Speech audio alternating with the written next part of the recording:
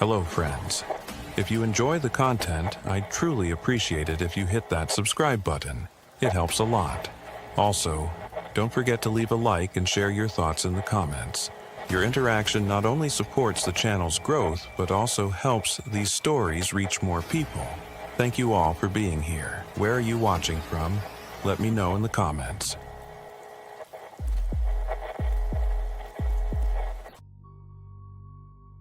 I did not realize how dangerous that evening was because nothing about it felt dramatic at first. There was no storm outside, no strange noise, no moment that made my instincts scream. That is what people misunderstand when they hear this story later. They expect a warning sign, something obvious. Instead, it began with comfort, with boredom, with the kind of quiet that only exists when you are young and alone, and convinced nothing bad happens unless you invite it. I was 19 years old, living with my parents in a narrow duplex on the edge of Toledo, Ohio. They had driven down to Kentucky that afternoon to visit family and planned to be gone until the following evening. I stayed behind because I worked early shifts at a grocery store and did not want to miss hours. I had been left alone before, sometimes overnight, and nothing had ever happened. The house felt familiar in the way that makes you careless. Same creaking step near the hallway. Same hum from the refrigerator. Same faint smell of laundry detergent that never quite faded. That evening, I reheated leftovers, ate standing at the counter, and scrolled through my phone while the TV played quietly in the background. The sun was still up, light slanting through the blinds, and I remember thinking how peaceful it felt to not worry about anyone else being home. No small talk, no expectations, just time passing slowly. That was when the landline rang. We barely used it. Everyone we knew called our cell phones. When it rang, it usually meant a telemarketer or a wrong number. I almost let it go to voicemail, but something about the sound annoyed me, so I answered out of habit. I said hello without thinking much of it. A man's voice answered immediately, too quickly, like he had been waiting with his mouth already close to the receiver. He asked if Mark was home yet. The way he said yet stuck with me, but at the time I brushed it off. I told him he had the wrong number. He apologized politely, almost casually, and hung up without another word. I put the phone back on the base and went back to my food. I did not feel scared. I did not even feel curious. It was forgettable. The kind of interaction that disappears as soon as it ends. 10 minutes later, the phone rang again. I hesitated this time, but only because I was mildly annoyed. I picked up and heard the same voice. He said he thought we got disconnected. I told him again that no one named Mark lived there. He paused, then laughed softly, not in a joking way, more like someone relieved they had reached the right place. He said, "Yeah, I figured, I just wanted to make sure." Then he hung up. That was when something shifted, though I did not name it yet. I remember standing there with the phone still in my hand, replaying his tone, the way he said, "Make sure." I told myself it was nothing. People are weird on the phone. People say things they do not think about. The third call came less than a minute later. This time I did not speak when I answered, neither did he. I could hear breathing on the other end. Not heavy, not nervous, slow and deliberate, like he was listening for something. I waited, my grip tightening around the receiver, my heartbeat suddenly loud in my ears. After a few seconds, he spoke quietly and said that I was alone right now. He did not ask. I hung up immediately and stared at the phone like it might ring again if I looked away. My chest felt tight, but I still tried to rationalize it. He could have guessed. Young voice, evening, 50-50 chance. I locked the front door even though I knew it already was. Then I checked the back door. Then the windows. Everything was locked. Everything looked normal. The phone rang again. I unplugged the landline from the wall and set it on the counter. That should have been the end of it.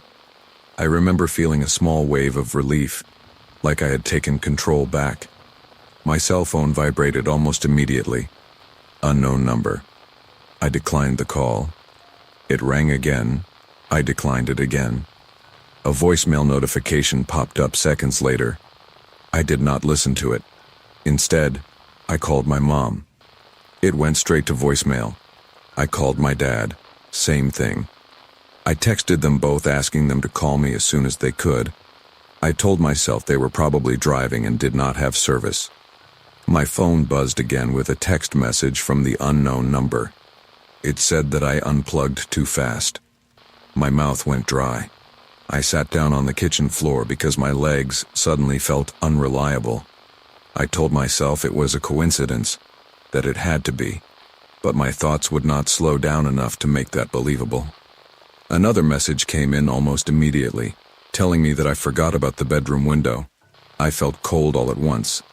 That window faced the side yard and was usually cracked open during the afternoon because the room trapped heat. I was almost certain I had closed it before dinner. Almost. The word almost started to feel dangerous. I moved slowly down the hallway, every sense tuned too high, like my body had decided for me that something was wrong. The house felt quieter than before. Not peaceful quiet, but expectant. The bedroom door was open. It had been closed earlier. I knew that because the hinge squeaked when it moved, and I would have noticed. The curtain shifted slightly, not fluttering from air, pushed inward, then released. I did not step inside. My phone buzzed again. This time it was a photo. It showed my living room, taken from inside the house. I did not scream when I saw the photo. That surprised me later when I replayed everything in my head. I did not drop the phone either. I remember sitting very still on the hallway floor, staring at the image until my eyes started to hurt. It was my living room taken from near the corner by the front door. The angle was wrong. Too low and too close, like the person holding the phone had been crouching. The couch looked exactly as I left it. The TV was off now. In the reflection of the dark screen, I could see the faint outline of the person taking the picture, but no details. Just a shape where no one should have been. Another message came through while I was still staring at it. It said, "You should not stand in the hallway like that. You always do when you are nervous." That was when the fear finally stopped feeling abstract. That was when it became physical. My hands went numb. My face felt hot and tight. I stood up too fast and had to grab the wall to keep from falling over. I backed into the bathroom and locked the door, lowering myself to the floor again, pressing my back against the tub just like I had earlier. I tried to slow my breathing, tried to remember what you were supposed to do in situations like this. But my thoughts kept slipping.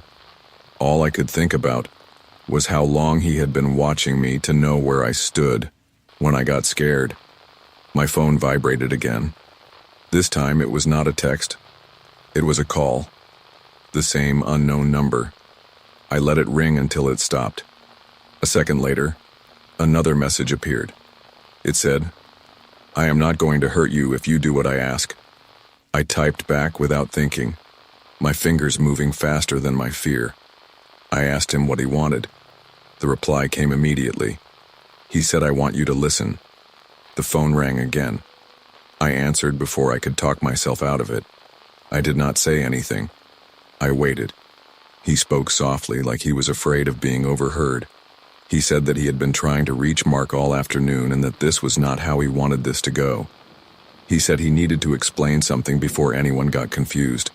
I told him I did not know who Mark was and that he needed to leave my house.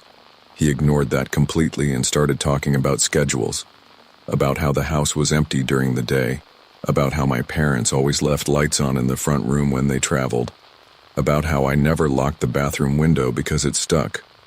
I felt sick. He said that Mark was supposed to be home by now, that Mark promised him he would be, that he hated being early because it made things messy. I asked him again who Mark was. He sighed, like I was the one being difficult. He said Mark was the reason he was here. Mark was the one who owed him. Mark was the one who stopped answering calls. I realized then that I was not the target. I was a substitute. The bathroom door handle moved slightly, not turning, just shifting. like someone had leaned against it from the other side.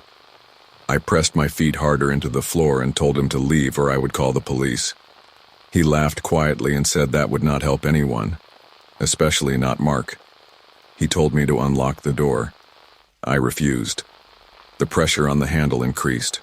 The door creaked inward a fraction of an inch, just enough to let me know how thin it really was. He told me that he did not want to hurt me. He said this had nothing to do with me. He just needed to finish something. He said that if I stayed quiet and unlocked the door, I could walk out when he was done, and no one would ever bother me again. I told him my parents were on their way home, that the police were coming. I do not know why I said it. Neither of those things were true. He went silent for a long moment, and in that silence I could hear his breathing through the door. Then he said, "That was a shame." The handle stopped moving. Footsteps retreated down the hallway. I sat there shaking, listening, trying to decide if this was my chance to run or if it was a trick. My phone buzzed with one last message. It said, "You should have just listened." I waited until I could not hear him anymore. I unlocked the bathroom door and stepped into the hallway, moving slowly, ready to sprint. The front door was open. Cold air rushed in from outside. The house felt hollow, like something had been taken out of it. I ran to the neighbor's house barefoot and screaming. Someone finally called the police. They arrived fast this time. They searched the house and found the bedroom window open, the latch broken cleanly, not forced, just loosened enough to slip out. In my parents' bedroom, they found my dad's phone missing. In the kitchen trash, they found a folded piece of paper with a phone number written on it. The officer told me it matched the number that had been calling me. They never found him. My parents came home early. My mom cried when she saw the broken window. My dad did not say much at all. The police told them they believed the man had mistaken our house for someone else's, someone named Mark, who had lived nearby and moved recently without telling certain people where he was going. Someone who owed money, or worse. That should have been the end. 3 weeks later, my dad got a call at work. It was from a hospital in another county. They asked if he knew a man named Mark Reynolds. My dad said no. They told him Mark had been found dead in his apartment. The cause was blunt force trauma. The police believed it was a targeted attack. The officer who followed up with us later told my parents something they never told me directly, but I overheard. Mark had given our address as his own on several documents, old paperwork, old forms. He had done it years earlier and never corrected it. The man who came into our house was not confused. He was early. I moved out a month later. I do not answer unknown numbers anymore. I do not keep my phone on loud at night. And every time it rings when I am alone, I still feel that same cold certainty settle in my chest. The understanding that sometimes the worst things do not come for you because of who you are. They come because you were there when someone else was not.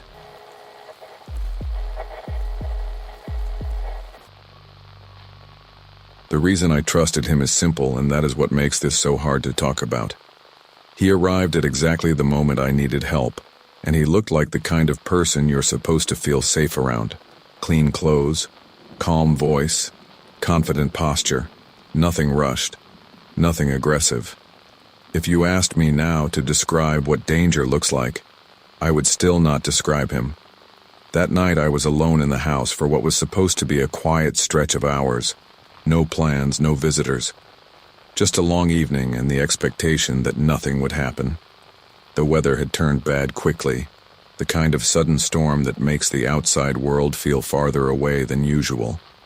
Rain hit the windows in uneven bursts, and the wind pushed against the siding hard enough to make the house groan in places I had never noticed before. I locked the doors more out of habit than fear, and settled into the living room with the lights low.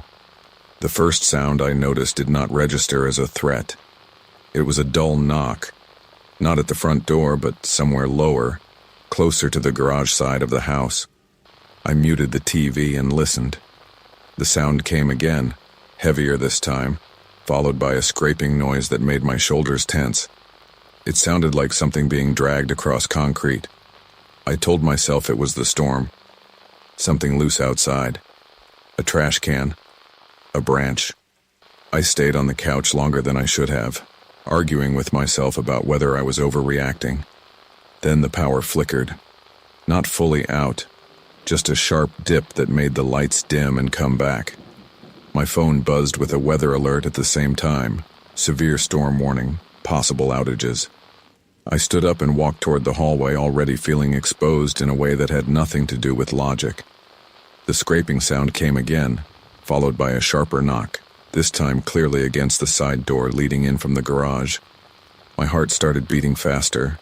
I did not open the door. I did not call out. I stayed still, listening, trying to decide if this was something normal that I was misreading. That hesitation cost me more peace than anything else that happened later. The knock came again, louder, more deliberate.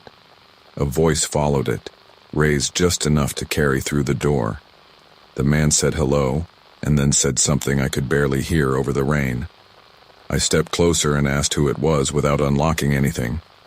He responded immediately, calm and steady, telling me he was with the property management company and that there had been a report of a gas smell in the area. He said he needed to check the line running into my garage. That explanation hit every part of my brain that wanted to feel relieved. It was specific. It was plausible. It matched the storm. It even matched the fact that the house had been having minor maintenance issues lately. I told him I had not smelled gas. He said that was common, and that it was better to check anyway. He said he had already spoken to a few neighbors.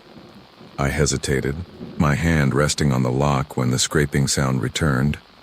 He explained it before I could ask, saying a loose panel had come off near the meter and he was trying to secure it before it caused damage. He sounded mildly annoyed by the weather, not by me. That detail mattered more than it should have. Before I could make a decision, the front doorbell rang. I jumped. I had not heard him walk around the house. That should have bothered me. Instead, it reassured me. It made him feel official, organized, like someone doing their job thoroughly.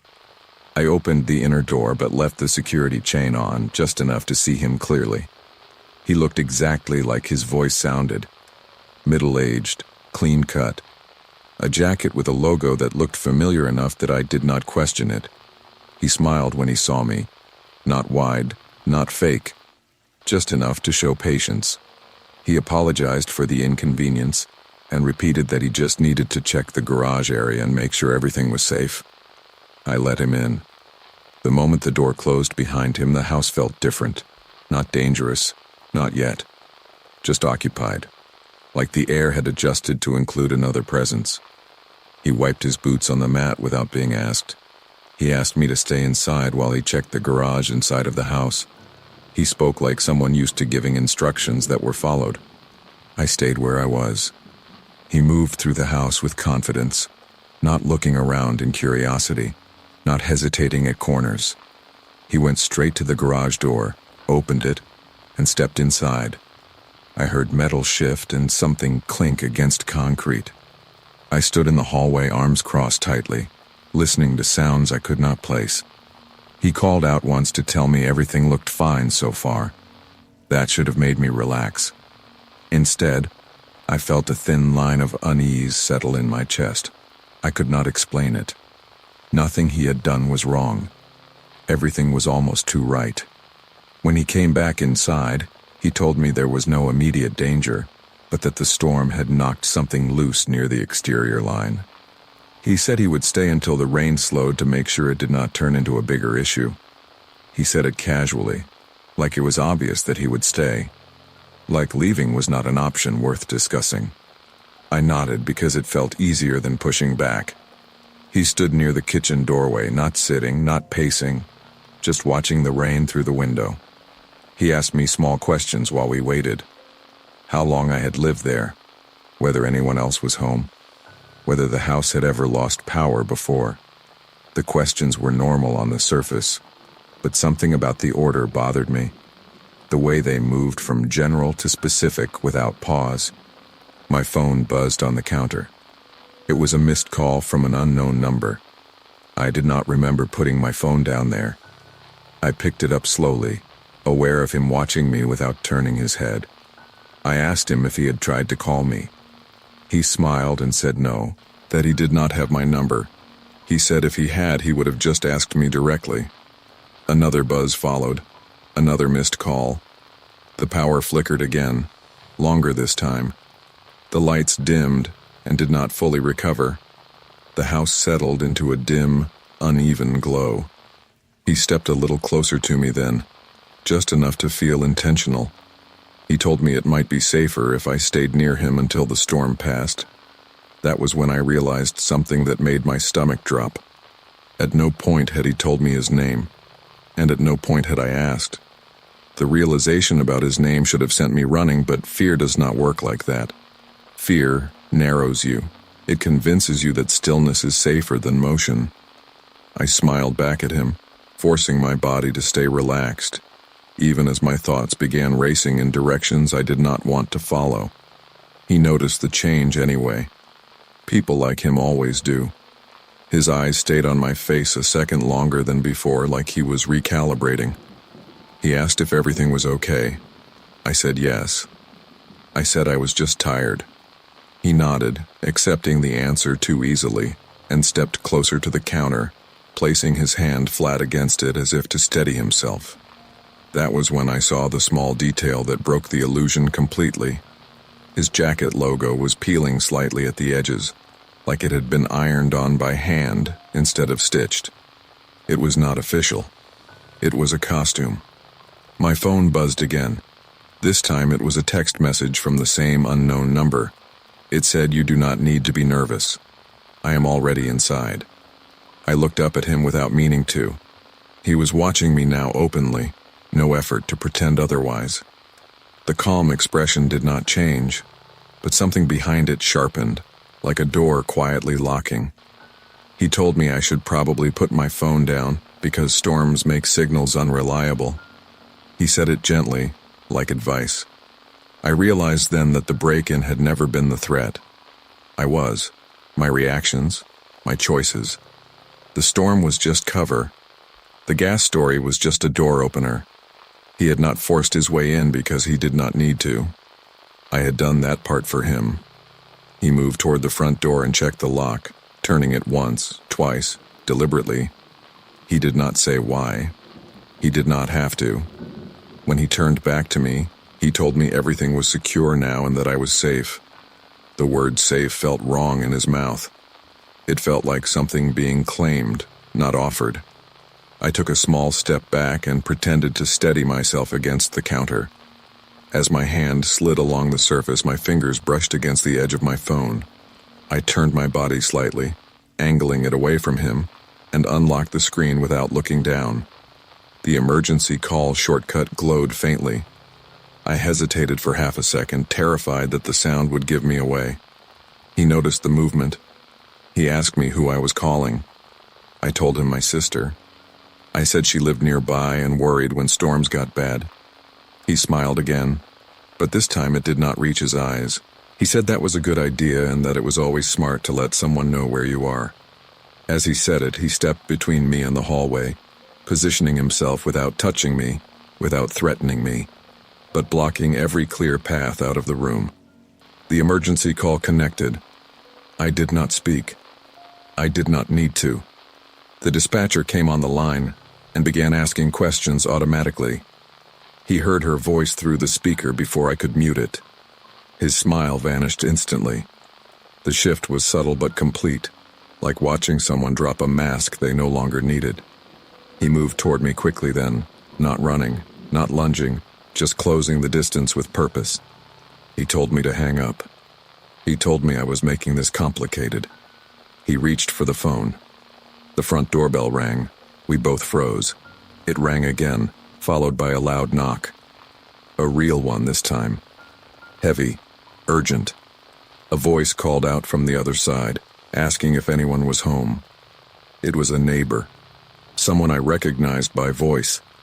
Someone who lived 2 houses down and always walked his dog late at night no matter the weather. The man in front of me stepped back, his eyes darting toward the door and then back to me. For the first time since he arrived, he looked unsure. He told me to stay where I was and moved toward the door. trying to sound normal as he called out that everything was fine. The neighbor did not respond. Instead, the knocking grew louder. Sirens cut through the rain in the distance.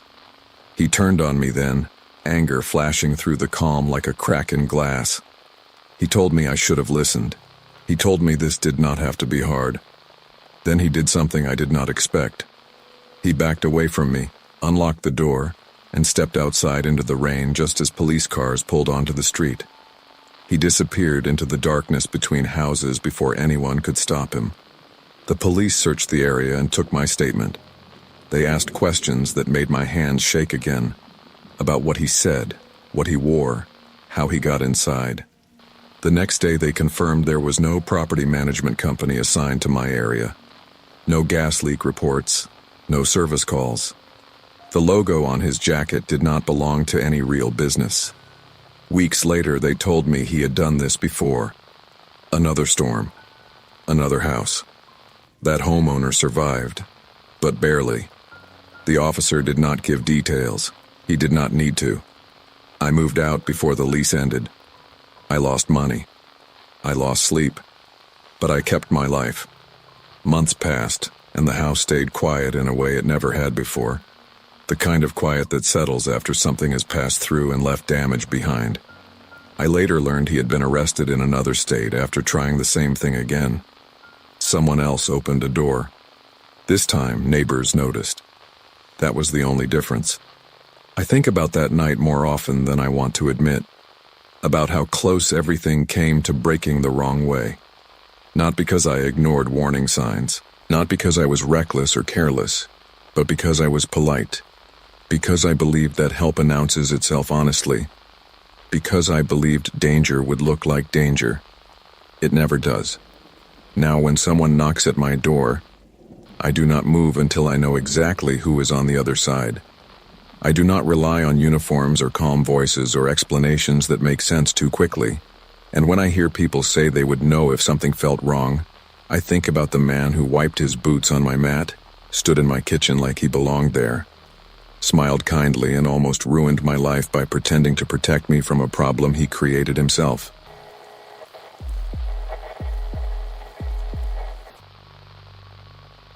I used to think being quiet was a neutral choice. Not good, not bad, just a way of existing without causing problems. I liked living alone because it let me disappear when I needed to. No shared walls to worry about, no conversations I had to perform, no reason to explain myself. Silence felt like control. That belief did not break all at once. It wore down slowly, the way habits do when you never question why you have them in the first place. The house I lived in sat at the edge of a small residential block. Older construction, narrow driveway, modest yard. Nothing about it stood out. That was part of the appeal. I worked long hours, kept odd schedules, and rarely had people over. I liked knowing that when I came home, nothing would demand my attention. I locked the door, shut the world out, and kept to myself. I did not play music loudly. I did not watch TV past a low volume. I did not talk on the phone much. When I moved around at night, I did it carefully, almost automatically, like I had trained myself not to disturb anything. At the time, I told myself it was consideration, respect for neighbors, maturity. In reality, I had become predictable. The first sign that something was wrong came in the form of gratitude. One evening, I ran into a man from down the block while taking out the trash. We had spoken maybe twice before. Small talk, nothing personal. As I turned back toward the house, he thanked me. When I asked him for what, he said he appreciated how quiet I always was. He said it made the neighborhood feel calmer, safer. The word safer stuck with me longer than it should have. I laughed it off and went inside, but that comment surfaced again days later when someone else said something similar. A different neighbor, a different tone, same idea. They liked that I kept to myself, that I did not make noise, that I was barely noticeable.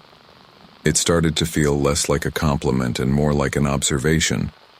Around that same time, I began noticing sounds that did not fit. Not loud noises, not bangs or crashes, Just things that felt out of place when the rest of the house was quiet. A low hum that came and went without a clear source. The faint sound of movement outside during hours when no one should have been around. Doors opening and closing somewhere nearby that did not belong to my house.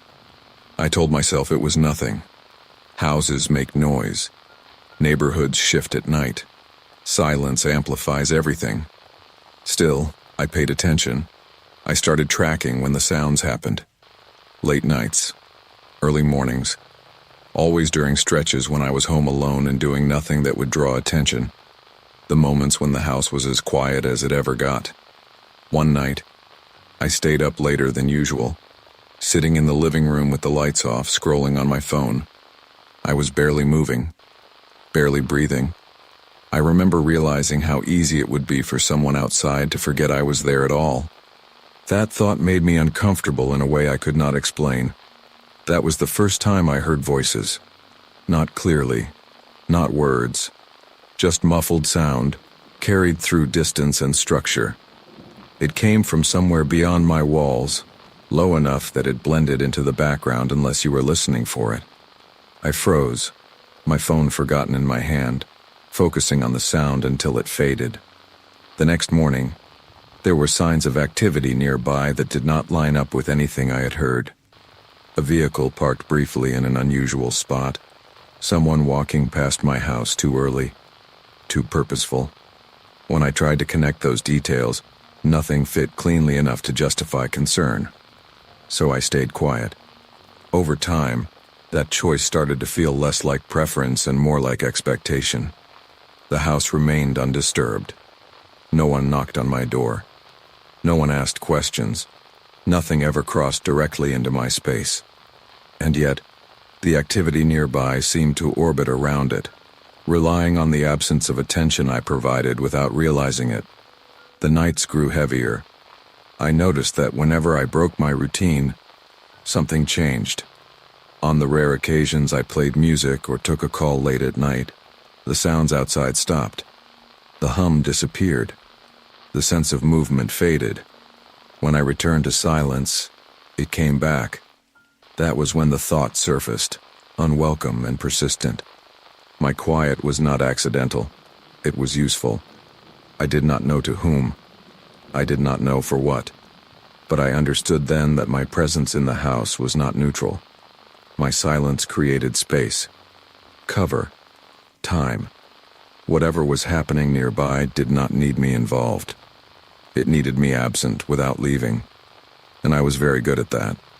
I began to wonder how long it had been happening, whether the activity had started after I moved in, or whether I had been chosen because of how I lived. The idea that my habits might have made this place convenient made my stomach turn. I stopped sleeping well after that. I lay awake, listening, not for danger coming toward me, but for confirmation that something was operating alongside me. I never heard enough to be sure. That uncertainty was worse than proof, because proof would have meant action. Silence only asked for permission. Once the idea took root, I could not remove it. It sat behind everything I did, turning ordinary moments into evidence. I began replaying my routines in my head, not to change them, but to understand how visible they were. When I left for work, when I came home, how often I turned lights on, how rarely I made noise. I realized that my life had become a predictable pattern that required no adjustment from anyone else.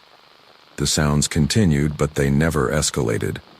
That was what kept me from acting. There were no alarms, no sudden disruptions, just the same low hum at certain hours, the same distant movements that faded if I shifted in my chair or cleared my throat. I told myself that if something truly wrong were happening, it would announce itself. I clung to that belief because the alternative demanded action I did not know how to take. One night I decided to break my own rules. I turned the TV up louder than I ever had, not blaring, just enough to make the house unmistakably occupied.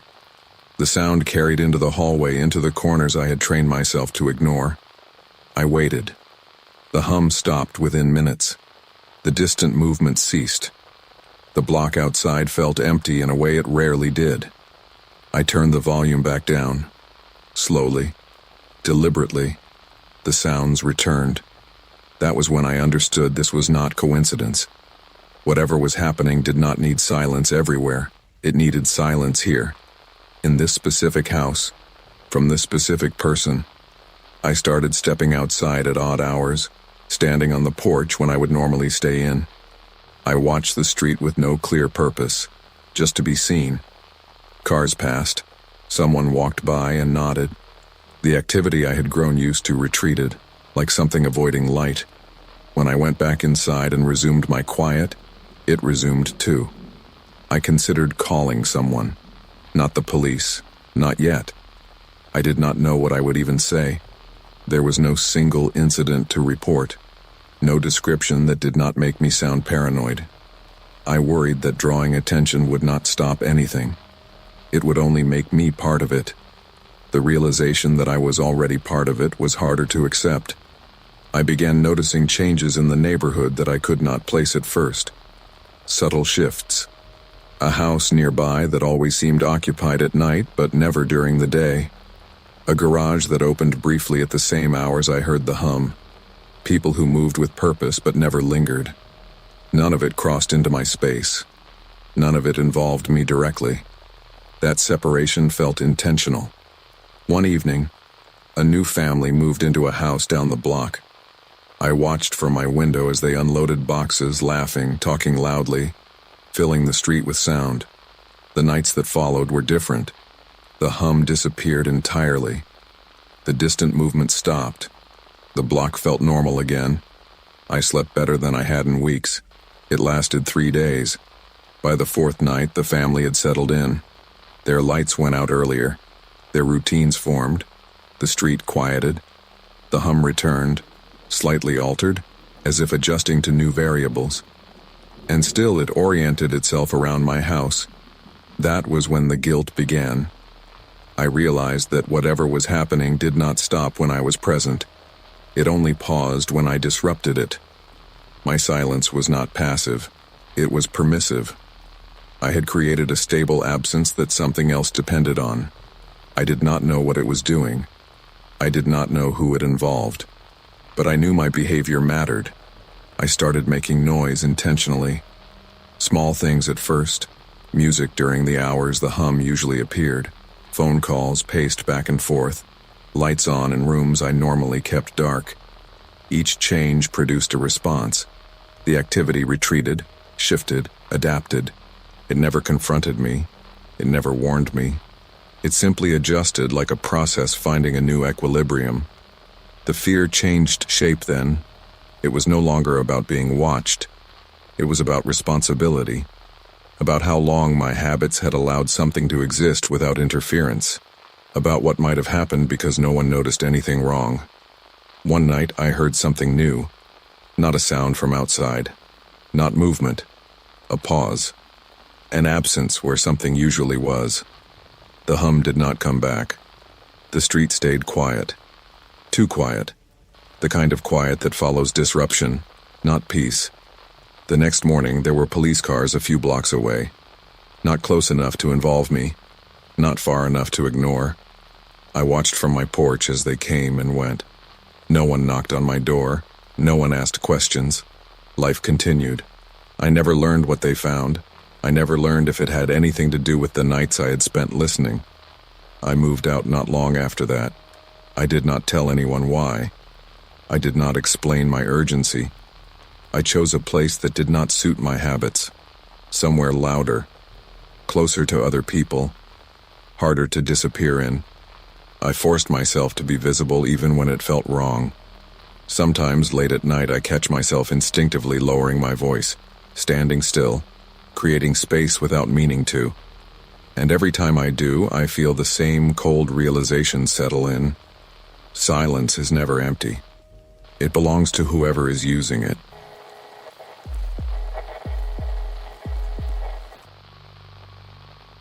I used to think being home alone meant freedom, quiet, control. The kind of night where you could eat cereal for dinner and fall asleep with the TV still on. That belief ended the night I realized that silence can behave like a person. It can wait, it can move, and it can learn you. I was 23 when this happened, living in a rented split-level house outside Temecula, California. New job, new routine, first time truly living alone without roommates or family within driving distance. The house itself was not creepy. Beige walls, clean carpets, a backyard that faced a dry hillside dotted with scrub and rocks. The kind of place built fast during a housing boom and forgotten just as quickly. I chose it because it felt neutral. No history, no personality. I thought that meant safe. That Friday night, my girlfriend Alyssa was visiting her parents in San Diego.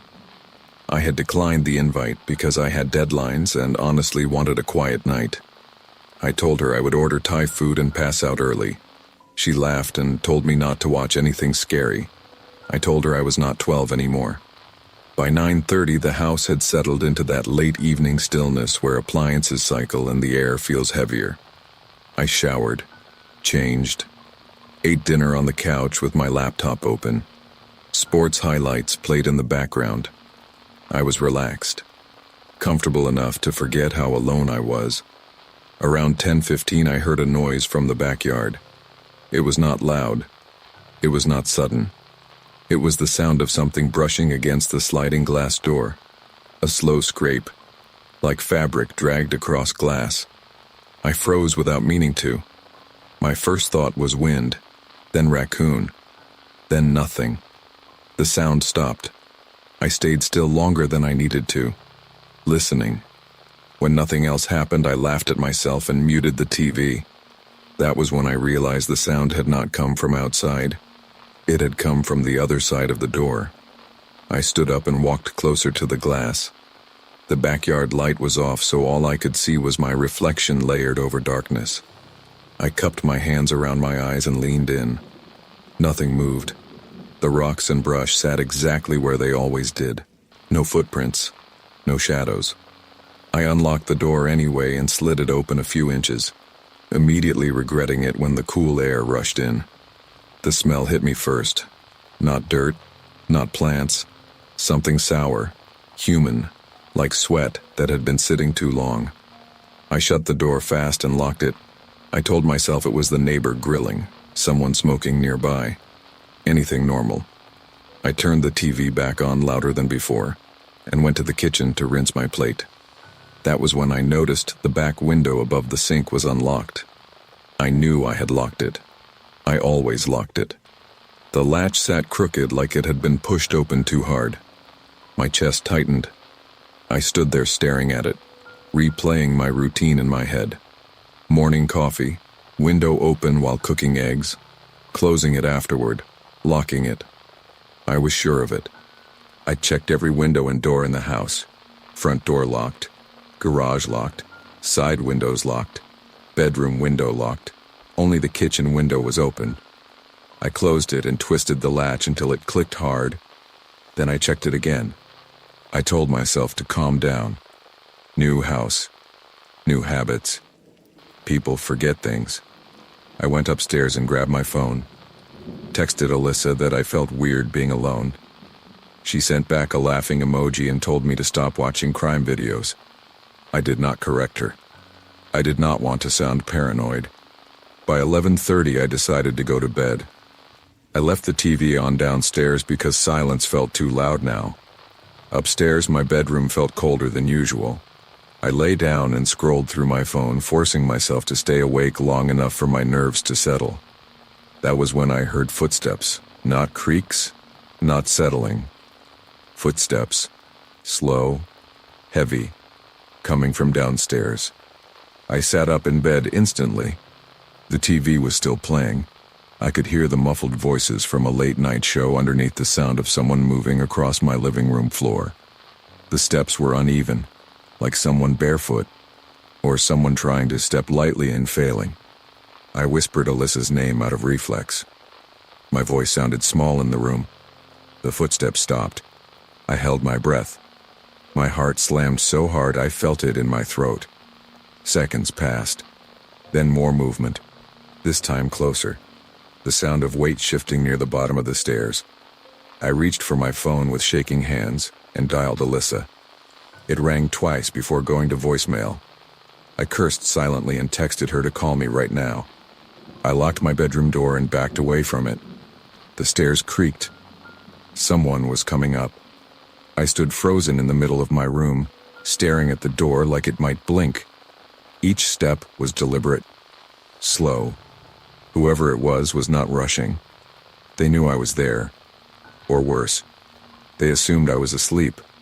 The steps stopped right outside my door. I could see the shadow beneath it, a shape blocking the hallway light. Then came the sound that still makes my stomach flip when I think about it. Fingers sliding across the door handle, not trying to open it, feeling it, testing it. I did not scream. I did not move. I pressed my hand over my mouth to keep myself silent. My phone buzzed in my other hand and I nearly dropped it. Alyssa was calling back. The sound of the vibration seemed impossibly loud. The fingers froze on the handle. I answered without speaking. I could hear Alyssa breathing on the other end, confused, about to speak. That was when the handle turned. It rattled once. Hard. Then again. Faster. The person on the other side exhaled sharply, frustrated. I could hear their breath through the door. I whispered Alyssa's name and told her someone was in the house. I told her to call the police. She started shouting questions, but I cut her off and hung up. The handle stopped moving. For a few seconds, nothing happened. Then footsteps retreated. Slow again. Unhurried. Like they had all the time in the world. I waited, counting silently. 100. 200. My legs trembled so badly I had to sit on the floor. I stayed there listening to the sounds of the house. The TV downstairs laughed at something, a laugh track, mocking. I checked my phone. No missed calls yet, no sirens, no shouting. Then I heard a noise from inside my room, a soft scrape behind me. I turned slowly. The closet door was open. It had been closed. I knew it had. I always closed it because the hinge squeaked. The darkness inside the closet looked thicker than the rest of the room, like it absorbed light. Something shifted inside it. I did not wait to see what. I ran for the window and threw it open, not caring about the noise. I climbed halfway out when a hand grabbed my ankle from behind. Fingers dug into my skin with shocking strength. I screamed then, a full scream, raw and loud. The grip tightened, and someone spoke my name. They said it softly, calm, like we had met before. I kicked wildly and managed to pull free, tumbling out onto the roof below. I slid down the tiles and dropped into the backyard hard enough to knock the air out of me. I ran barefoot into the dark, not looking back, not stopping until my lungs burned and my phone slipped from my hand. Somewhere behind me I heard the sliding glass door open again, and footsteps followed me into the yard. I collapsed on the curb across the street, my lungs burning so badly I thought I might pass out. My hands shook so hard I could not even unlock my phone at first. When I finally managed to call 911, my voice came out broken and uneven. I kept saying someone was in my house. I kept saying they touched me. I could hear myself repeating it like if I said it enough times it would sound real, even to me. While I was still on the line, headlights turned into the street. A neighbor pulled over, rolled down his window, and asked if I was okay. I did not answer him. I was staring back at my house. The sliding glass door was open. The backyard light was on now, flooding the patio with white light. I could see the outline of my living room clearly from the street. Couch, coffee table, TV still on. Everything looked normal except for the fact that someone was standing just inside the doorway. He did not step outside. He just stood there watching me. I pointed and screamed into the phone that he was still there. The dispatcher told me to stay where I was and that officers were close. I watched the man lift his hand slowly and close the glass door. He pulled the curtain shut with careful precision. Then the light went off. By the time the police arrived, the house was dark again. They took statements, walked the property, checked the hillside behind my fence. One officer stayed with me while the others went inside. I kept asking if they found him. No one answered me directly. Eventually, they called me in. Inside my house, everything felt wrong. Not damaged, not destroyed, just disturbed in subtle ways that made my skin crawl. The couch cushions were flipped.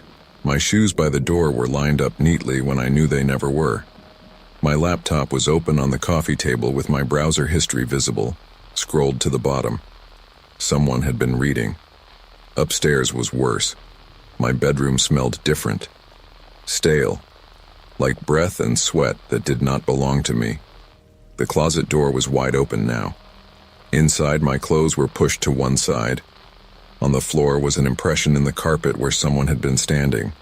Not pacing, standing still. One officer asked me if I owned any weapons. I said no. He nodded and pointed to my nightstand. The drawer was open. Inside, my phone charger and loose change were gone. In their place was a kitchen knife from downstairs. It was positioned carefully, handle facing out. That was when my legs gave out. They did not find him. No fingerprints, no forced entry. The back window screen had been removed and set gently against the side of the house. No damage, no panic. Whoever did this knew exactly how much time they had. Alyssa arrived an hour later, crying, apologizing for not taking me seriously earlier. She stayed the night at a hotel with me because neither of us could even look at the house anymore. I barely slept.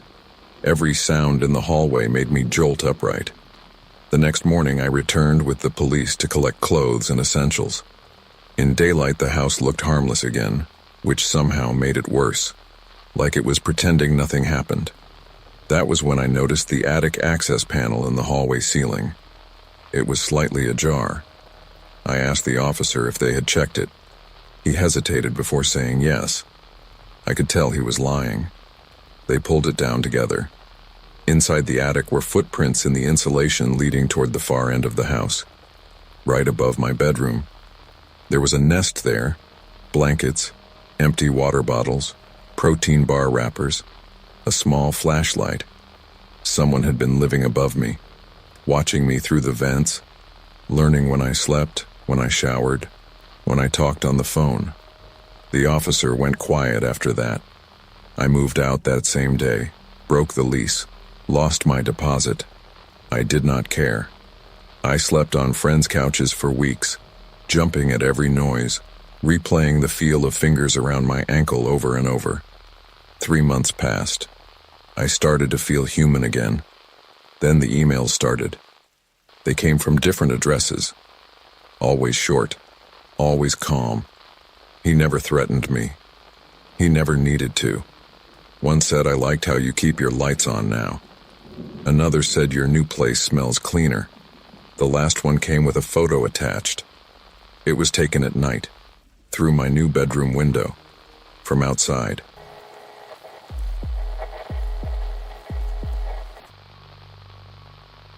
I trusted the room more than I trusted my instincts, and that is the part that still makes me sick when I think about it. I believed preparation was the same thing as safety. I believed that if I had locks, cameras, and a plan, nothing could really happen to me. I did not think of myself as paranoid. I thought of myself as responsible. That belief is the reason I am alive, and it is also the reason I almost was not. The room used to be a spare bedroom at the end of the hallway. When I moved into the house outside Des Moines, Iowa, I turned it into what I jokingly called a safe room. Not a bunker, not anything dramatic, just a reinforced door, a solid deadbolt, a longer strike plate screwed into the frame studs, and a cheap security camera system feeding into a tablet mounted on the wall. I worked nights sometimes and spent long stretches alone, and it helped me sleep better knowing I had a place to go if something felt off. That night, nothing felt off at first.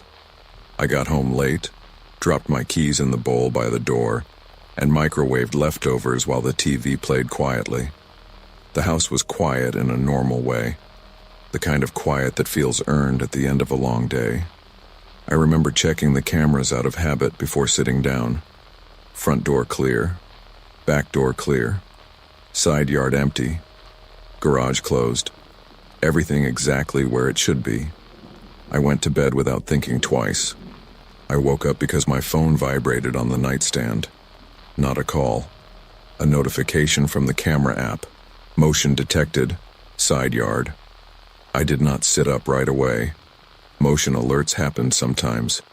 Cats. Wind. Headlights. I rolled onto my side and opened the app, squinting at the screen in the dark. The camera view loaded slowly, pixel by pixel, until the image sharpened. The side yard was empty. No movement. No person. Just the fence and the narrow strip of grass running alongside the house. I frowned, refreshed the feed, and watched for a few seconds. Nothing happened. I told myself it was a glitch and set the phone down. 30 seconds later, the alert came again. Same camera. This time when the feed loaded, the image looked wrong. Not because there was someone there, but because the camera angle was slightly different. The fence line sat higher in the frame than it usually did. The corner of the house that normally appeared on the left edge was gone. I sat up. I refreshed the feed again, my heart starting to thump harder than it needed to. The angle snapped back to normal. I told myself I was overthinking it. Cameras glitch, Wi-Fi hiccups. That is what I had always told myself when the system acted strange. Then the backdoor camera went offline. The app did not alert me. I noticed because the thumbnail went gray. That was when I got out of bed. I did not grab a weapon. I did not turn on lights. I moved quietly into the hallway and stood still, listening. The house sounded the same as it always did at night. Refrigerator cycling. Air moving through vents. No footsteps. No voices. Nothing obvious. I went back into the bedroom and locked the door. That should have been enough to calm me down. It was the plan, after all. If anything felt wrong, retreat and monitor. Let the cameras tell you what is happening. That was the whole point. I moved into the safe room and locked the door behind me, turning the deadbolt until it clicked solidly into place. I mounted the tablet back into its bracket and pulled up the camera feeds one by one. Front door, clear. Garage, clear. Living room interior cam, clear. Kitchen, clear. Side yard, online again. Back door, still offline. I stared at the feeds longer than I meant to. The sense of relief I expected never came. Instead, I felt exposed in a way I could not explain, like I was looking at a map with a piece torn out of it. I told myself that even if someone was outside, they could not get in without making noise. And even if they did, I was behind a locked door designed to buy me time. I had my phone. I had cameras. I was safe. The first sound I heard was not a door. It was the faint click of a light switch being turned off. The living room feed went dark. I leaned closer to the screen, my pulse pounding in my ears. The camera did not lose signal. It did not glitch. The room was simply dark now. Someone had reached up and turned the light off. Then the kitchen light went off.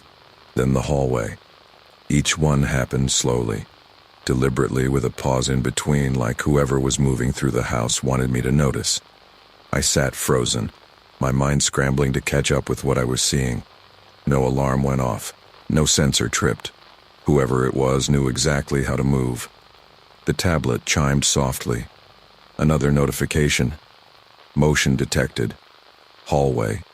The hallway camera feed flickered, then steadied.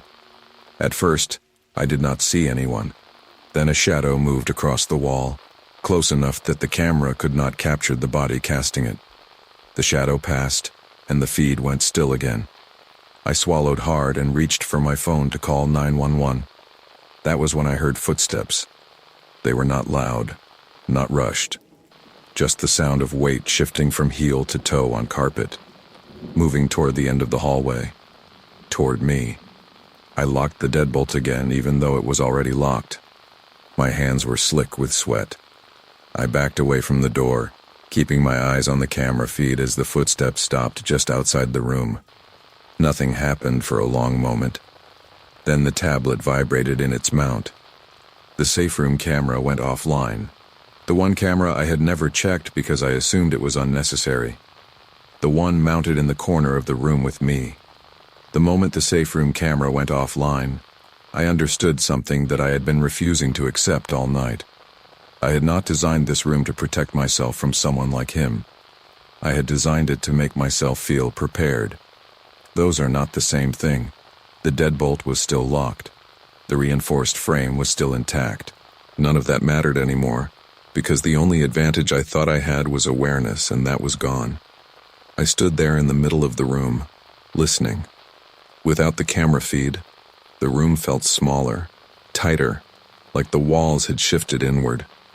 I could hear my own breathing too clearly, so I tried to slow it down, pressing my lips together to keep from making noise. I held my phone in both hands and finally called 911. The call connected, and a dispatcher answered in a calm, practiced voice that felt unreal compared to how fast my heart was beating. I whispered that someone was inside my house. I told her I was locked in a room at the end of the hall. She asked me if I could see the intruder. I told her no. I told her I had cameras, but they were going dark one by one. She told me to stay where I was and keep the line open. That was when the knocking started. It was not violent, not frantic. 3 slow knocks against the safe room door, solid, confident, the kind of knock you give when you know the person on the other side has nowhere else to go. I did not answer. I did not move. The dispatcher was still talking softly in my ear, asking me questions I barely processed. The knocking stopped, and for a brief second I thought maybe he had left. Then the handle moved. It did not rattle. It did not shake. It turned slowly until it stopped, held there under steady pressure. I could hear his breathing through the door, close enough that it sounded like he was standing with his forehead resting against the wood. He let go of the handle and sighed, almost disappointed. He spoke then, his voice low and calm, telling me I had done a good job. He said most people panic and run. He said I made it easy by staying where I was supposed to. The dispatcher asked me what he was saying. I told her he knew about the room. I told her he was right outside. She told me officers were on the way and to keep talking to her. I wanted to scream at her that they would not get there in time, but I did not. I stayed quiet, listening. I heard him step away from the door and walk back down the hallway. The footsteps faded, then stopped. The silence that followed was worse than the knocking. My mind filled it with possibilities I did not want to consider. I stayed frozen, afraid that any movement would give me away even though he already knew exactly where I was. Minutes passed, maybe longer. Time did not feel normal anymore. Then I heard metal scrape against metal. It took me a second to recognize the sound. It was the strike plate on the doorframe being tested, not forced, measured. He was checking how it was installed. I remembered how proud I had been of that upgrade, how many videos I had watched to make sure it was done right. I remembered thinking it would buy me time. The scraping stopped. He knocked again, softer this time. When he spoke, his voice carried something different. Not anger, not impatience. Familiarity.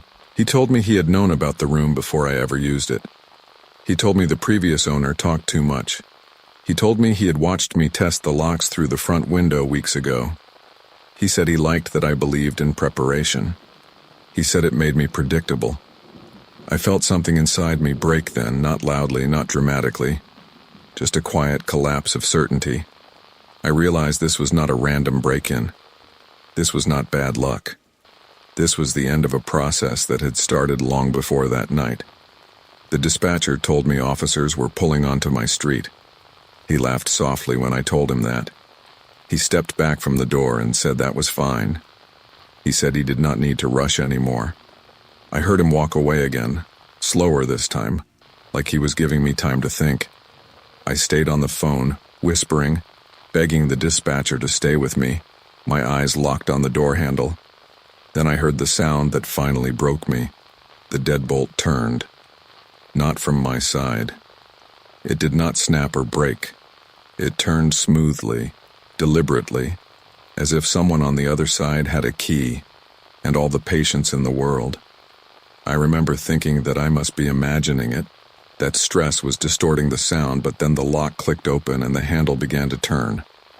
The door opened inward just a few inches. I screamed then. I screamed until my throat burned and my voice cracked. I backed into the corner of the room, my phone slipping from my hand but still connected, the dispatcher shouting my name through the speaker. The door stopped moving. It stayed there, half open, like he was deciding something. Police sirens wailed outside. The door closed. By the time officers forced their way into the house, he was gone. They found the back door unlocked, no damage. They found a set of lockpicks on the kitchen counter laid out neatly on a paper towel. They found the safe room deadbolt had been replaced with an identical one sometime earlier, installed correctly, indistinguishable unless you knew what to look for. The officer who told me that would not meet my eyes when he said it. In the garage, they found a small notebook in a box I did not recognize. Inside were diagrams of my house, camera angles, notes about lighting, a timeline. The last page simply read, "Wait until they feel safe." They never caught him. I sold the house 6 months later. I do not install cameras anymore. I do not build safe rooms. I do not believe in the comfort of preparation. Because the most disturbing thing I learned that night was not that someone could get into my home. It was that someone could plan for my safety and use it against me.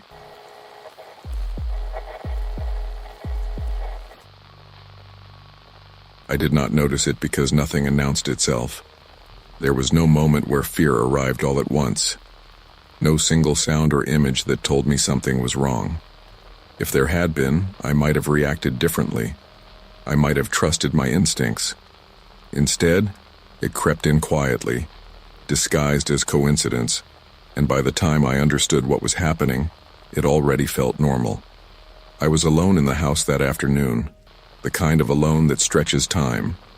No calls expected, no messages coming in, no background noise except whatever you forget is there until you listen for it.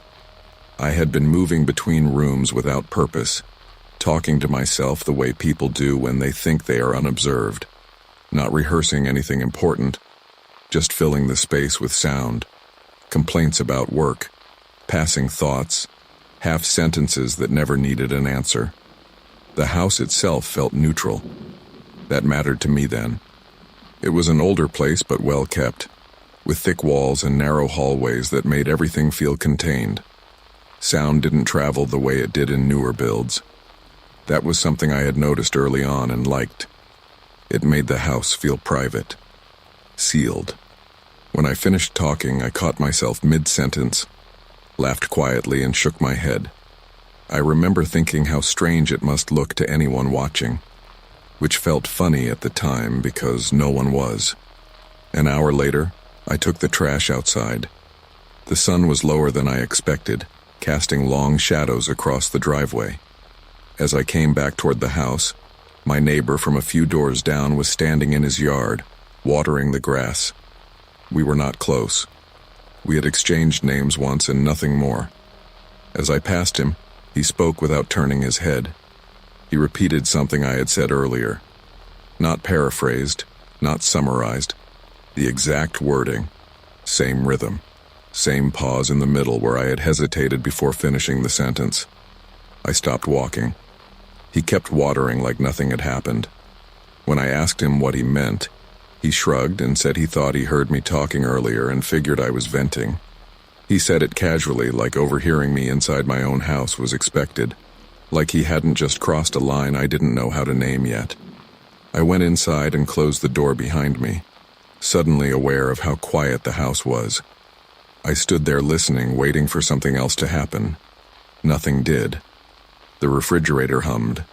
The air kicked on. Everything sounded the way it always had.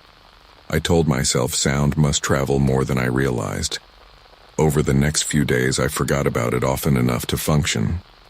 Then it happened again. A comment from someone walking past the house that mirrored something I had muttered under my breath the night before. A joke from a delivery driver that echoed a complaint I had made to myself while cooking dinner. Each time, The timing was wrong, always delayed, always just far enough removed that I could almost convince myself it meant nothing. Almost.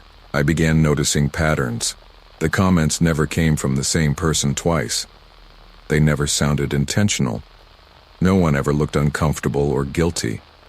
It was as if they were repeating things they had heard without realizing where they came from. I started lowering my voice. That was my first real concession. I didn't stop talking to myself entirely. I just did it more carefully. I avoided certain rooms. I caught myself whispering even when I was alone. I told myself I was being ridiculous, but my body didn't listen. The house felt different when I paid attention to it. Not threatening, just responsive. The way sound lingered longer than it should. The way certain walls seemed to carry echoes that others did not. I started noticing vents I had ignored before. Gaps where rooms connected in ways I hadn't considered. The house wasn't open, it was layered. One night I lay on the couch staring at the ceiling, thinking quietly, not speaking, not moving. Just thinking through a decision I had been avoiding for months.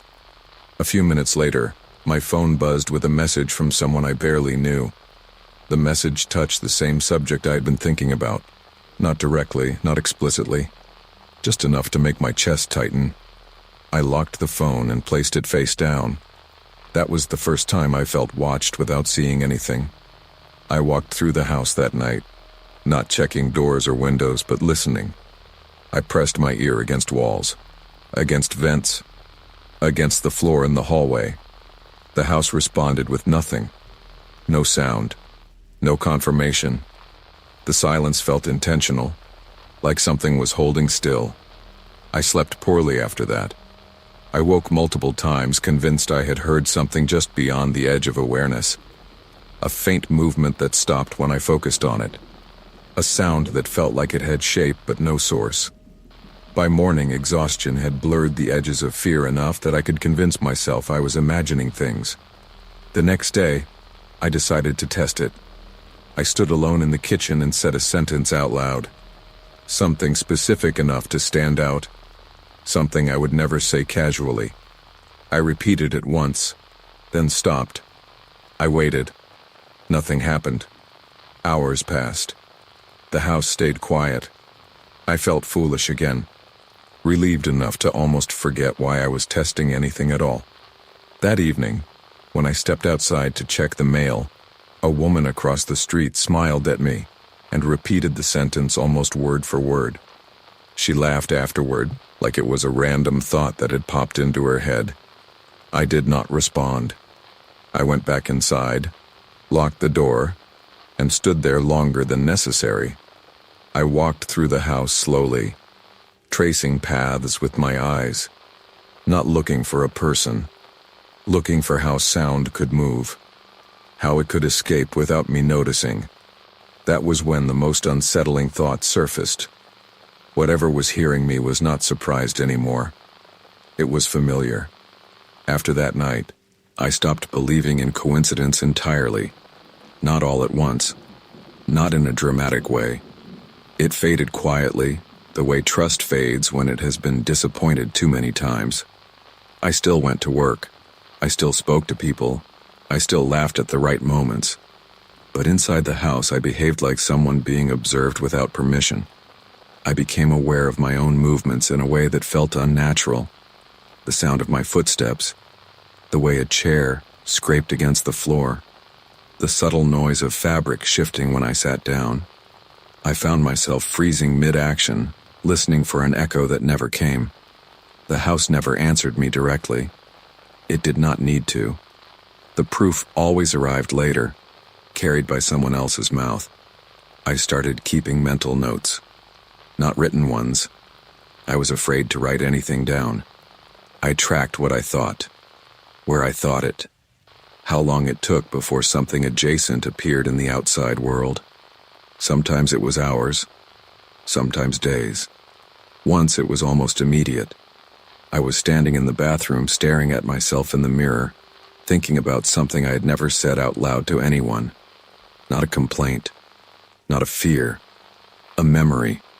Something small and private from years ago that I had not revisited in a long time.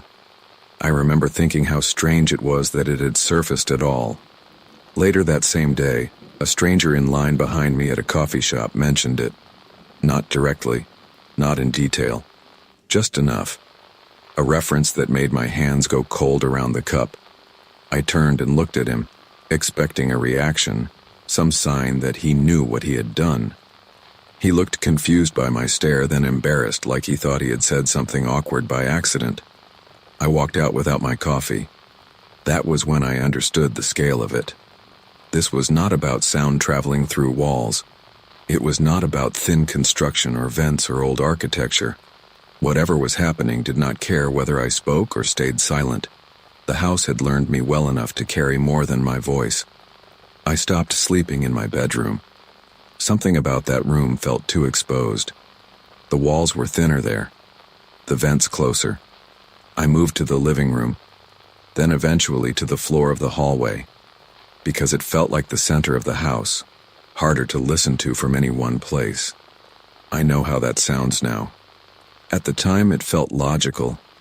I tried bringing someone over once, a friend I trusted, someone I had known long enough to feel safe explaining nothing to. While they were there, the house felt dormant, quiet in a way that almost convinced me I had imagined everything. We talked. We watched something on TV. I relaxed enough to forget myself for a few minutes. After they left, my phone buzzed. A message from them, sent from their car, repeating something I had only thought while they were sitting next to me. Not something we discussed, not something I reacted to outwardly, just a passing internal response. They apologized in the next message, saying they did not know why they said it like that. I did not reply. I began to feel like the house was not just listening, but distributing. Like it was feeding what it learned into the world around me through people who never realized they were carrying it. No one ever acted malicious. No one ever confronted me. That made it worse. There was no one to accuse, no one to fight. The house never punished me for noticing. It rewarded me by staying subtle. I tried moving furniture again, blocking vents, sealing gaps.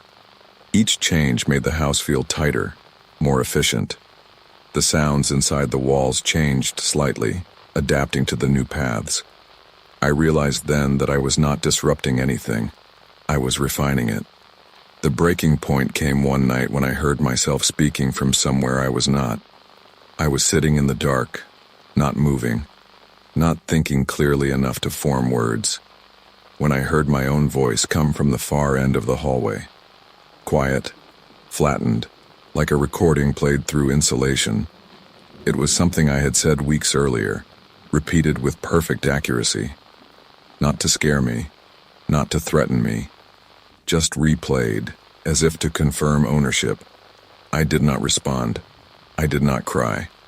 I stayed exactly where I was until the sound stopped. The next morning, I decided to leave. Not temporarily, not to clear my head.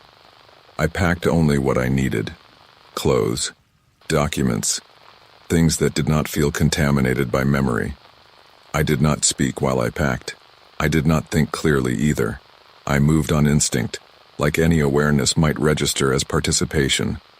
When I locked the door behind me, the house was silent. The silence followed me. For a while it felt like escape. Weeks passed without incident. I started to believe that the house really had been the source, that it was something structural, localized, something that did not travel. Then it started again, smaller this time, slower. A comment here, a reference there, less precise but still unmistakable.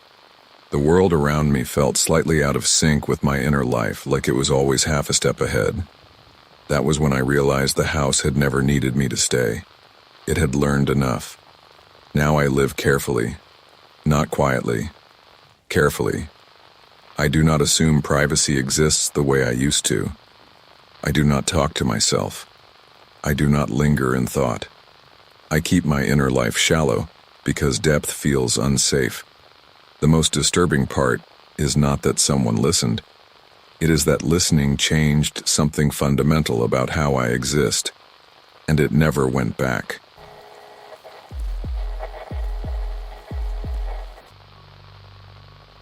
I did not notice the changes because none of them arrived as warnings. There was no moment where something snapped or felt obviously wrong. No sudden fear. No dramatic realization. The shift happened quietly, wrapped in routines I already trusted. Looking back, that is what unsettles me most. Whatever was happening did not need to scare me. It only needed me to cooperate. I was living alone at the time in a one-bedroom apartment outside Madison, Wisconsin. It was the kind of place you choose when you want your life to feel manageable. Neutral paint, clean lines, nothing memorable enough to anchor you emotionally. I worked remotely, kept irregular hours, and rarely had visitors. Not because I was antisocial, but because my days felt full enough on their own. I liked control. I liked efficiency. I liked knowing what tomorrow would look like. At first, nothing about my life changed on the surface. I still woke up around the same time, still made coffee the same way, still answered emails and attended video calls and checked off tasks. But I began noticing how often I adjusted myself before anyone asked me to. I would rephrase sentences mid-thought. I would pause before reacting, measuring responses instead of letting them happen. It felt mature, responsible, like growth. The first time I felt unsettled was during a routine work call. A coworker asked for my opinion on a minor decision, something I normally would have answered casually. Instead, I heard myself speak carefully, choosing words that sounded balanced and non-committal. When the call ended, I replayed it out of habit and barely recognized my own voice. It was not wrong. It was just stripped of edges, calm in a way that felt practiced rather than natural. People began commenting on it, not all at once, not in a way that alarmed me.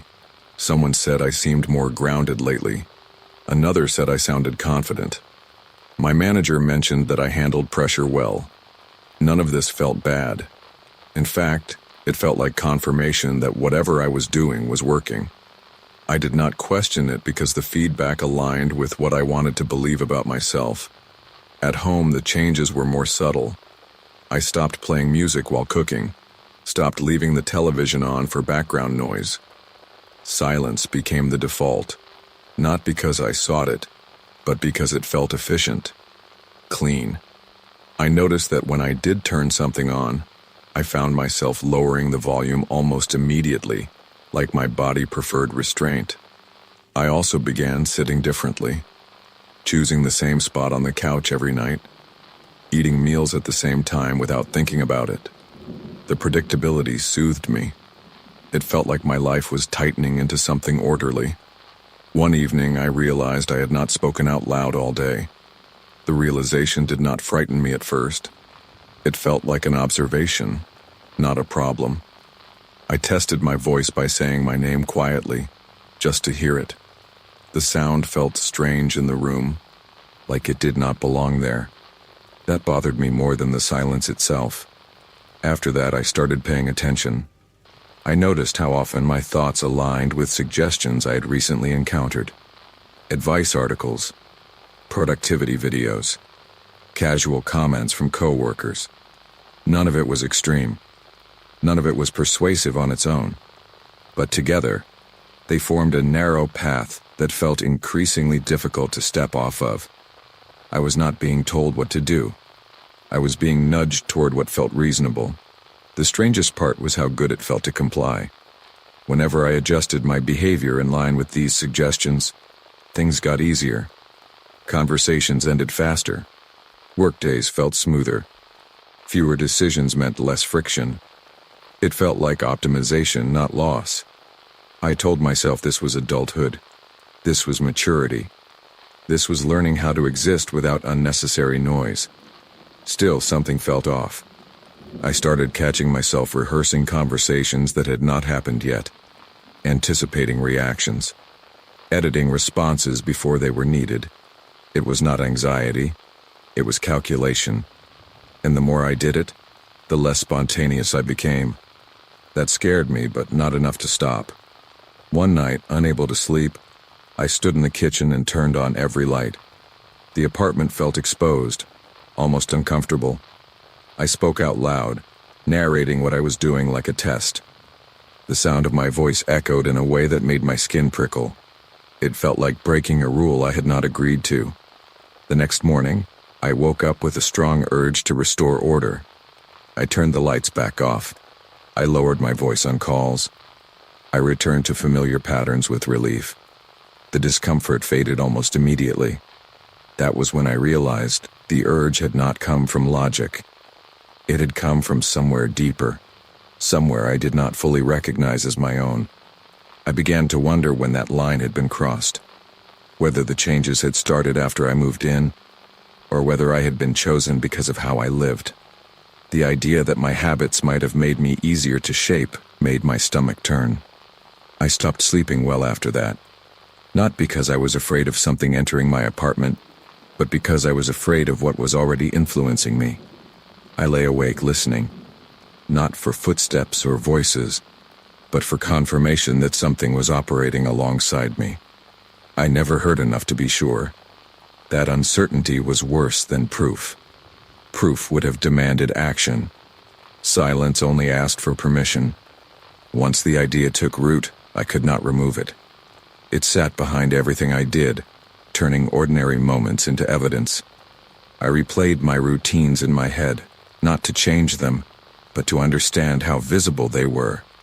When I logged on, when I logged off, how predictable my responses had become. I realized my life no longer required negotiation from the outside. It adjusted itself. That was when the most disturbing thought surfaced. If this continued, there would be nothing left to resist. And I would not even notice when it happened. The moment I admitted to myself that something was wrong, the pressure increased. Not from outside, but from within. It felt like resistance triggered a response. The more I tried to act naturally, the more unnatural everything felt. My thoughts slowed, then sharpened like they were being filtered before I could reach them. I would start a sentence in my head and finish it with words I had not intended to use. The change was subtle enough that I could still pass as myself, but I was no longer certain who was making the decisions. I tried to explain it to someone once. A friend I trusted. I did not use words like control or influence. I framed it as burnout, as feeling detached.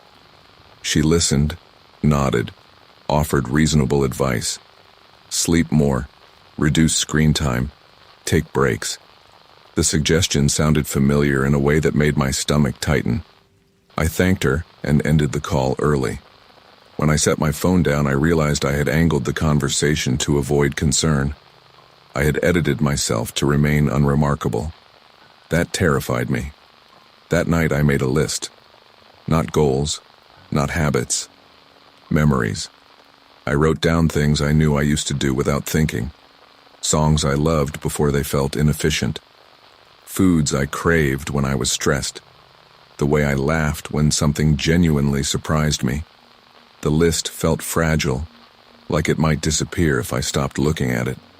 Reading it stirred something uncomfortable but real, a sense of loss paired with recognition, proof that there had been a version of me with texture. I decided to act against optimization. The next day, I did things poorly on purpose. I answered questions directly instead of diplomatically. I let conversations wander. I allowed silence to stretch without filling it efficiently. Each choice felt wrong in my body, like pushing against a current I could not see. The discomfort was intense, almost physical. My chest felt tight. My thoughts scrambled. But underneath that was something else. Relief. That evening, the pressure eased. Not completely, but enough that I noticed the difference. The apartment felt louder again. Not noisy, just alive. The hums and clicks I had internalized as structure returned to being background. I played music and did not lower it. I sang along badly.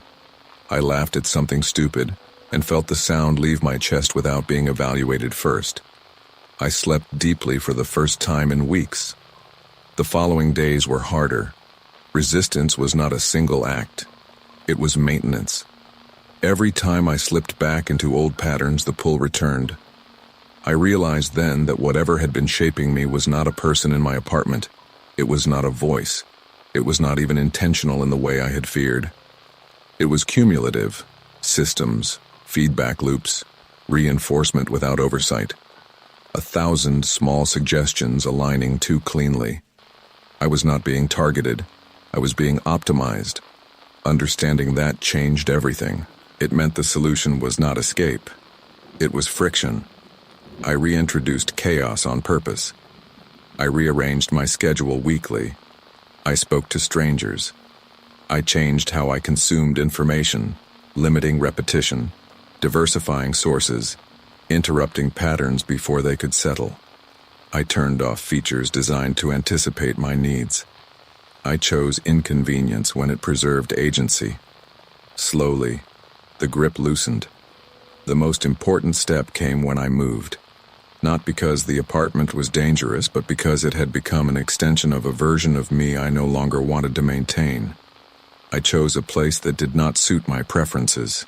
Street noise, uneven light, neighbors who existed loudly. It forced me to adapt actively instead of passively. It forced me to choose myself again and again. Weeks passed, then months.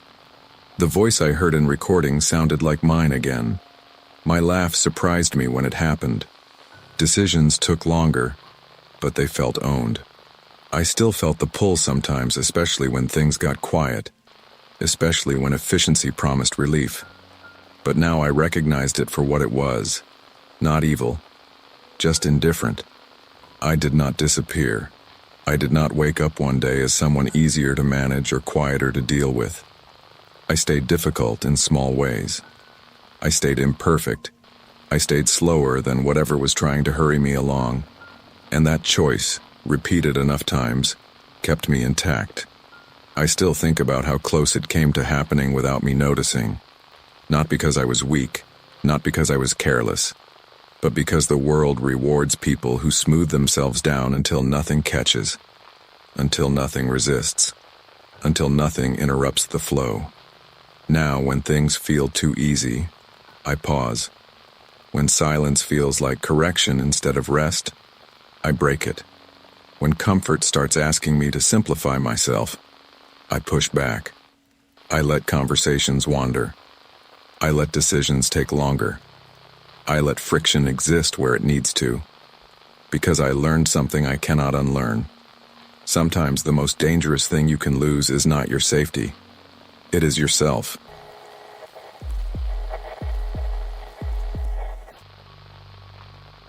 The first night I was truly alone in the house, I slept on my side of the bed without realizing it. That detail would not have mattered if I had noticed it. What unsettled me later was how natural it felt. There was no hesitation, no adjustment.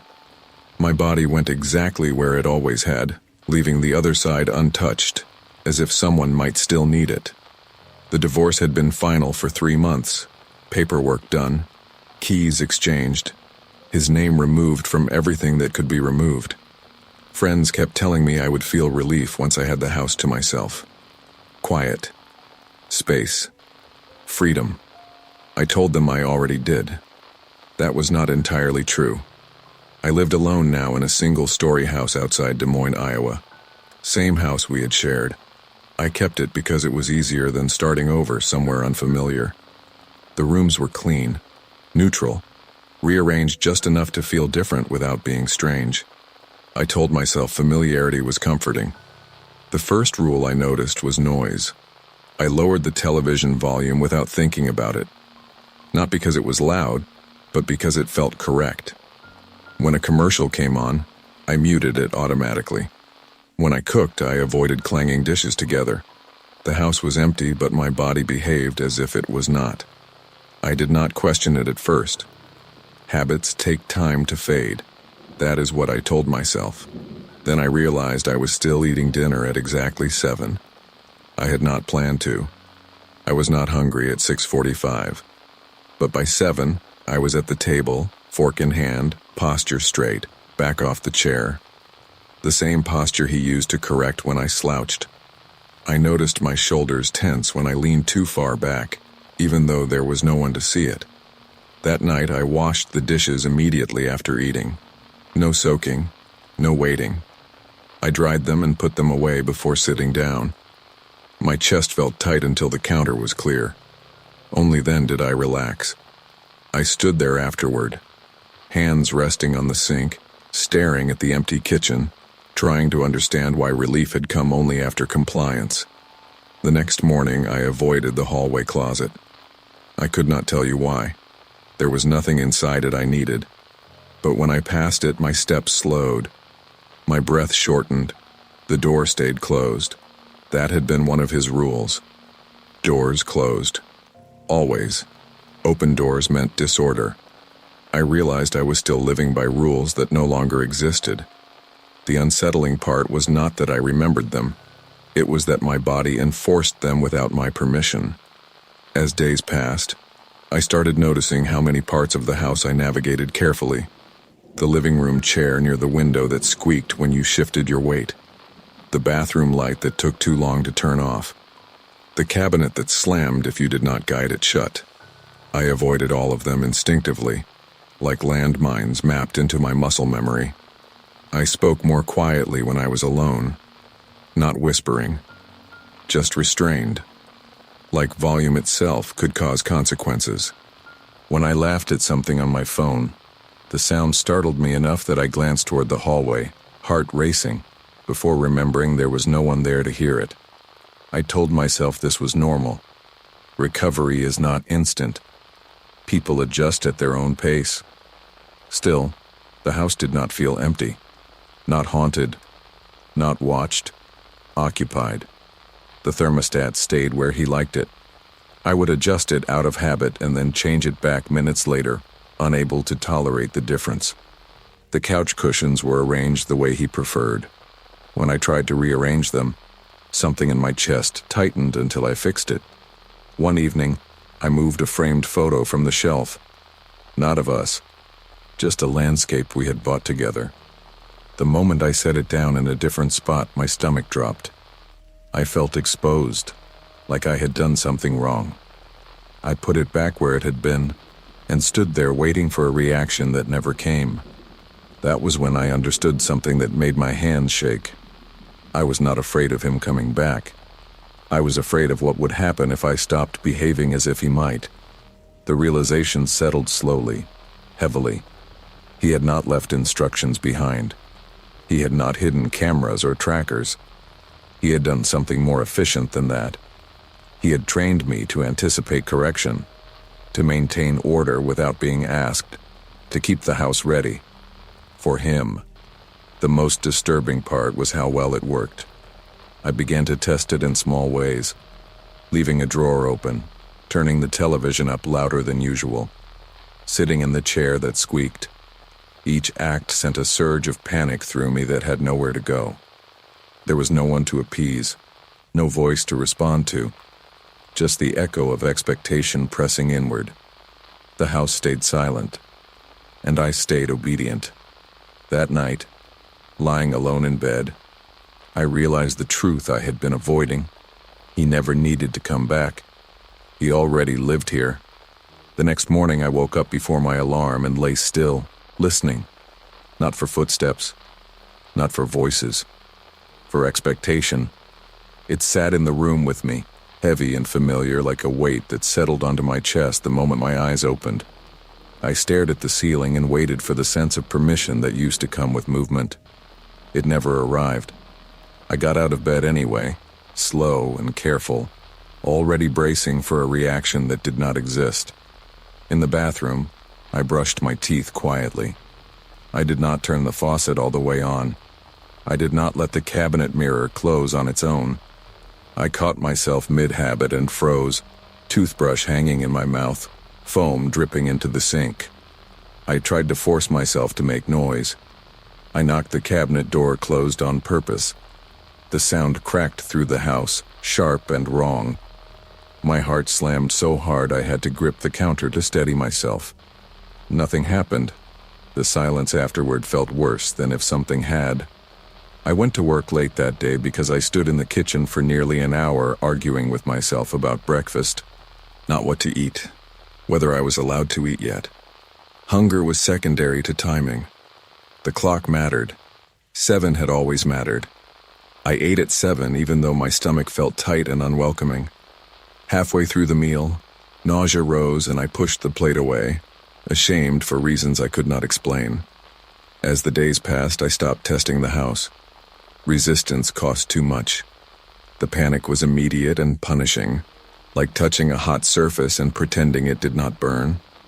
I learned instead to move carefully again, to behave. Life smoothed out when I complied. That frightened me more than the fear itself.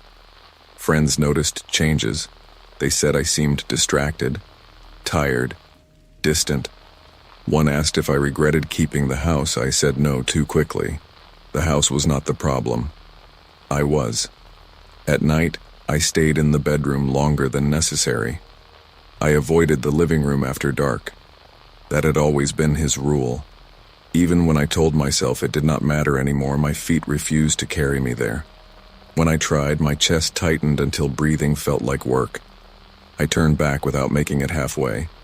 I began sleeping on the very edge of the bed. Not because I wanted to, because the center felt exposed, because the other side still felt occupied even though it was empty. I folded the blanket the way he liked before lying down. I told myself it was habit, that habits fade. They did not. One evening I came home to find the porch light on. I knew I had turned it off that morning. I stood on the driveway staring at the house, pulse racing, convinced for one wild moment that he had returned, that he was inside, waiting. I checked my phone. No messages, no missed calls. I unlocked the door and stepped in, heart hammering, only to find nothing out of place. The porch light switch was up. I had turned it on without remembering. That was when something inside me cracked. I sank onto the floor in the entryway and sat there shaking, hands pressed flat against the tile. I realized I could no longer trust my memory of my own actions. My body was making decisions ahead of my awareness. The house did not need him anymore. It ran on me. I tried to leave after that. I packed a bag and made it to the front door before my knees locked. My hand hovered over the knob, trembling. Leaving felt wrong in a way that defied logic. Not scary, disallowed. Like I was breaking a rule I would be punished for later. I stood there until my arm went numb, then unpacked the bag and put everything back exactly where it belonged. The relief was immediate. That night I understood the full shape of what had happened to me. He had not needed to threaten or watch or return. He had built a version of me that kept the house ready without supervision. The silence was not absence. It was maintenance. Weeks passed. I stopped inviting people over. The idea of witnesses made my skin crawl. I kept the house immaculate. I kept myself quiet. I kept time the way I was taught. The days blended together until I could no longer remember what my life had felt like before this one. Sometimes, late at night, I would catch myself listening for his car in the driveway. Sometimes I thought I heard it. The worst part was not the fear. It was the certainty that if he did come back, I would already be prepared. I did not call for help. I did not leave. I did not confront the truth out loud, because saying it would mean admitting that the house had won. That he had. The final realization came quietly. I was standing in the kitchen drying a glass when it slipped from my hands and shattered on the floor. The sound was violent and sudden, echoing through the house. My body reacted before my mind did. I flinched. I apologized out loud. I said I am sorry to an empty room. The words hung there, undeniable. I knelt and cleaned the glass carefully, hands bleeding, unwilling to stop until every shard was gone. When I finished, I sat back on my heels and waited for relief that never came. The house stayed the same. The pressure did not ease. I understood then that this was permanent. Not because he was powerful, because I had been changed. I still live here, I still follow the rules. The house is quiet, orderly, ready. And even now, alone, I do not act like it is mine, because he never needed to come back. He already stayed.